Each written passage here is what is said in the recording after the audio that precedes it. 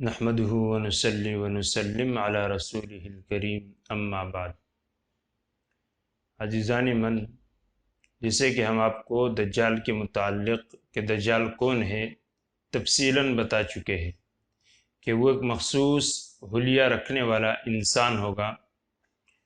پیغمبر علیہ السلام نے ساتھ میں یہ بھی فرما دیا کہ مکتوب بین عینیہ کافارہ، کہ ان کے دونوں آنکھوں کے درمیان یعنی پیشانی پر کافارہ لکھا ہوگا، جس کو ہر مومن آدمی چاہے وہ پڑھا لکھا ہو یا ان پڑھ ہو آسانی کے ساتھ پڑھ لے گا۔ اسی طرح پر علیہ السلام نے یہ بھی فرمایا کہ اس امت کا سب سے بڑا فتنہ دجال ہے، اور ہر نبی نے اپنی امت کو فتنہ دجال سے ڈرایا ہے۔ لیکن اس کے بعد بہت ہی اہم سوال یہ پیدا ہوتا ہے کہ یہ دجال کہاں ہے؟ اگر اس زمین کے اوپر یہ دجال موجود ہے تو آج کل کے جدید ترین سیٹلائٹ اور اسی کے ساتھ ساتھ جو جدید ترین کیمرے ہیں وہ اس کو دریافت کیوں نہیں کر سکتے، اور اس کی رسائی تک کیوں نہیں ان کی رسائی ہو سکتی؟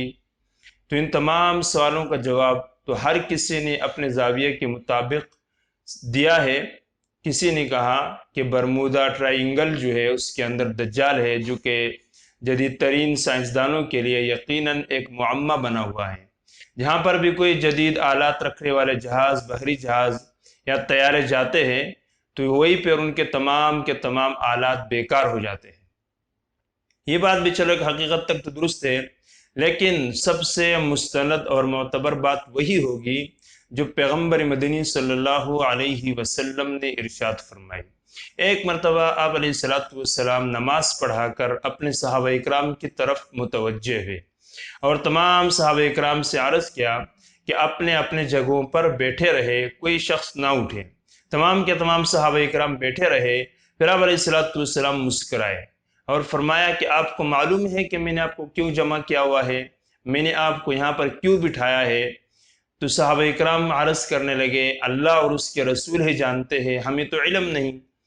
آپ علیہ السلام نے فرمایا کہ نہیں تو کسی شر سے ڈرانے کے واسطے تمہیں جمع کیا ہے، اور نہیں کسی کام کا شوق دلانے کے لیے آپ کو یہاں جمع کیا ہے، بلکہ ایک وہ بات جو میں دجال کے متعلق آپ کو اکثر بتایا کرتا تھا، اسی بات کے متعلق تمیم داری نے مجھے ایک واقعہ سنایا تھا، وہ واقعہ میں آپ کو سنانا چاہتا ہوں۔ وہ یہ تھا کہ تمیم داری پہلے عیسائی تھے۔ وہ قبیلہ جذام اور لخم کے 30 آدمیوں کو اپنے ساتھ لے کر دریائے سفر پر نکلے، بحری جہاز کے اندر سوار ہوئے۔ دریا کے اندر طوفان برپا ہوا، سمندر میں طوفان آیا، اور طوفان کی وجہ سے 1 مہینے تک طوفان سمندر ان کو ادھر ادھر دھکیلتا رہا۔ 1 مہینے تک یہ دھکیلنے کے بعد ایک جزیرے پر پہنچے۔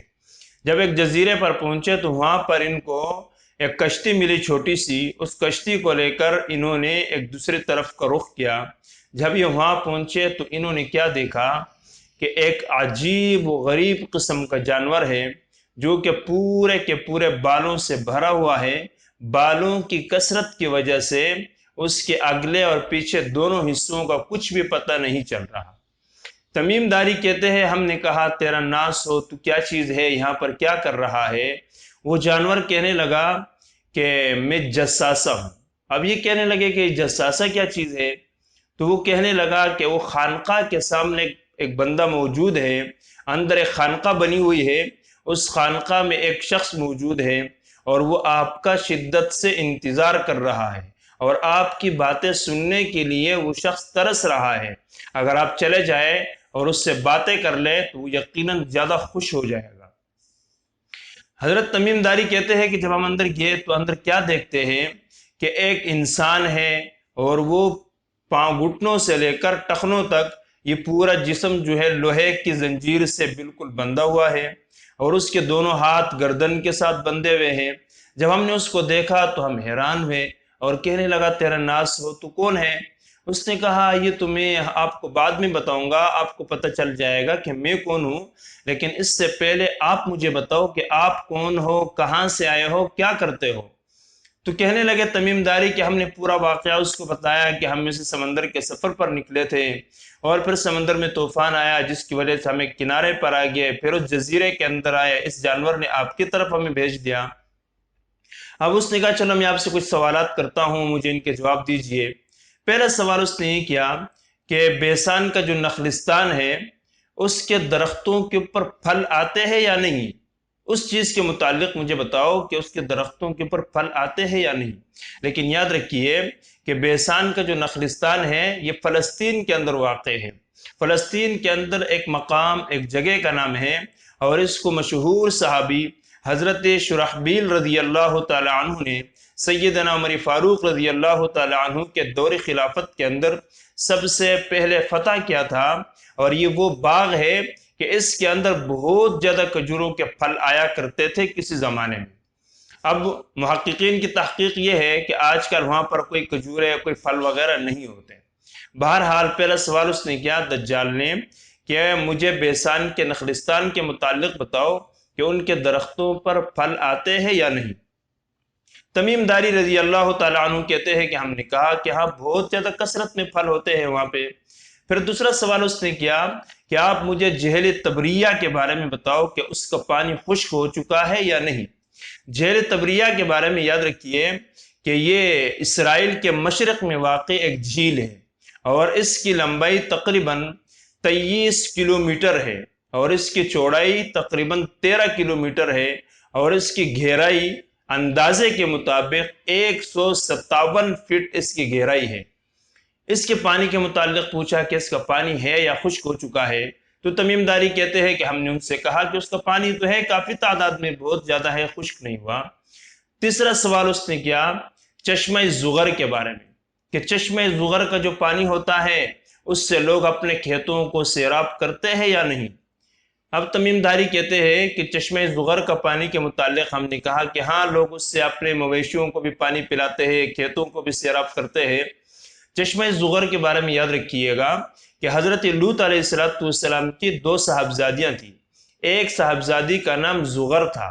جب ان کا انتقال ہو گیا تو ایک چشمے کے قریب اس کو دفن کیا گیا۔ اس چشمے کا نام عین زغر سے مشہور ہو گیا، یعنی عین چشمے کو کہا جاتا ہے، بعد میں جا کر عین زغر یعنی چشمہ زغر کے نام سے مشہور ہوا۔ تو دجال نے یہ 3 سوالات کیے۔ اس کے بعد ایک چوتھا سوال کیا کہ آپ یہ بتائیں کہ عرب کے اندر جو ایک نبی آئے ہیں اس کے متعلق مجھے کچھ خبر دو۔ تو تمیم داری کہتے ہیں کہ ہم نے کہا کس متعلق آپ بتائیں۔ ہم اس کے متعلق یہ جانتے ہیں کہ مکہ مکرمہ سے انہوں نے ہجرت کر کے مدینہ طیبہ آ گئے ہیں۔ تو انہوں نے کہا کہ چلو عرب کے ساتھ اس کا سلوک کیسے رہا۔ تو ہم نے کہا کہ عرب کے اور اس پیغمبر علیہ السلام کے درمیان جنگ ہوئی، اور عرب اس کے آس پاس جو جتنے بھی عرب کے قبیلے تھے ان پر آپ علیہ السلام غالب آ چکے ہیں، اور بہت سارے لوگوں نے آپ علیہ السلام کی اطاعت کو قبول کر لیا ہے۔ اب دجال کہنے لگا کہ لوگوں کے لیے یہی بہتر تھا کہ وہ آپ علیہ السلام کی اطاعت کو قبول کرتے۔ اب آخر میں کہنے لگا کہ میں دجال ہوں، میں یہاں پر قید کیا گیا ہوں، اللہ تبارک و تعالیٰ کے حکم سے قید ہوں، اور جب اللہ تبارک و تعالیٰ کے حکم سے مجھے اجازت ملے گا تو عن قریب میں نکل جاؤں گا باہر۔ اب سامعین من، اس بات کو اگر ہم سامنے رکھتے ہیں تو اس واقعہ کو پیغمبر علیہ السلام نے بیان کرنے کے بعد ارشاد فرمایا، اپنا عصا مبارک اپنے منبر پر مارا اور پھر کہا یہ طیبہ ہے، یہ طیبہ ہے، یعنی مدینہ طیبہ ہے۔ پھر آپ علیہ السلام نے فرمایا کہ یہ سمندر جس کے اندر دجال رہتا ہے یمن میں ہے، پھر فرمایا یا شام میں ہے، پھر فرمایا نہیں مشرق میں ہے، 3 مرتبہ پھر فرمایا کہ یہ مشرق میں ہے، مشرق میں ہے، یعنی تاکید کے ساتھ فرمایا کہ یہ سمندر جو ہے یہ مشرق کے اندر ہے جس کے اندر دجال رہتا ہے۔ تو آپ علیہ السلام کی یہ بات حتمی ہے کہ ہمیں آپ علیہ السلام سے سب کی بات سے کسی انسان کی بات چونکہ معتبر ہو ہی نہیں سکتی کہ ہم دوسرے انسان کی بات کو فوقیت دیں۔ تو آپ علیہ السلام نے اتنا ہی فرما دیا کہ وہ سمندر کے اندر ہی رہتا ہے، مشرق کی جانب میں ہے، فرشتوں نے اس کو قید کیا ہوا ہے۔ اب اگر کوئی نئے جدید آلات ہے، جدید کیمرے ہے، وہ دجال کو دریافت نہیں کر سکتے، تو وہ اب اللہ تبارک و تعالیٰ کے حکم نہیں ہوا۔ جب اللہ تبارک و تعالیٰ کا حکم ہو جائے گا تو یہ دجال خود بخود ظاہر ہو کر باہر نکل جائے گا۔ اس کے ساتھ یہ بات بھی یاد رکھیے کہ حدیث پاک کے اندر جو ایک نقطہ بیان کیا گیا کہ ایک خاص قسم کا جانور تھا جس کے پورے بدن پر اتنے بال تھے کہ بالوں کی کثرت کی وجہ سے اس کے آگے اور پیچھے والے حصے کا کچھ پتہ نہیں چل رہا تھا۔ جس نے بتانے پر بتایا کہ میں جساسہ ہوں، تو اس سے یہ بات معلوم ہوتی ہے کہ دجال کے آنے سے قبل بھی دجال کے بہت سارے جاسوس ہوں گے، اور دجال اپنے جاسوسوں کے ذریعے سے اپنا کام چلائے گا۔ بہت سارے گویا کہ دجال کے جاسوس موجود ہے، جیسے کہ ڈیٹا انفارمیشن ہے۔ اسی کے ساتھ ساتھ بہت ساری چیزیں ایسی ہیں جو کہ دجال کے لیے مواد کا حصول اس کے لیے یقینی بناتے ہیں، آس پاس کی معلومات دجال کو مہیا کرتے ہیں۔ یہ تمام کے تمام وہ چیزیں ہیں جو پیغمبر علیہ السلام نے اس حدیث طیبہ کے اندر ارشاد فرما دی کہ دجال کے متعلق لوگوں نے اب جتنی رائے قائم کر دی کہ فلاں سمندر کے اندر ہے، فلاں جگہ ہے، فلاں جگہ ہے، وہ ساری تخمینے باتیں ہیں۔ حتمی بات یہ ہے کہ آپ علیہ السلام نے اس حدیث پاک کے اندر ارشاد فرمایا وہ ایک سمندر کے اندر ہے، وہ سمندر بھی مشرق کی جانب میں ہے، ساتھ میں یہ بھی فرمایا کہ وہ فرشتوں کی قید میں ہے، اور جب تک اللہ تبارک و تعالیٰ نے جو اس کا وقت مقرر کیا ہے وہ وقت نہیں آ سکتا، اس وقت سے پہلے نہیں تو دنیا کا کوئی جدید سے جدید ترین اوزار یا آلات جو ہے اس کو دریافت کر سکتے ہیں۔ پیغمبر علیہ السلام نے اتنی بات بیان فرمائی جو انسان کے لیے کافی ہو سکتی تھی۔ اب جو بات انسان کی ضرورت کی نہیں تھی اس کو مبہم رکھا گیا، پوشیدہ رکھا گیا۔ آپ علیہ السلام نے جو فرمایا آمنا و صدقنا، ہم اسی کو مانتے ہیں اور اسی ہی کی تصدیق کرتے ہیں، وما علینا الا البلاغ۔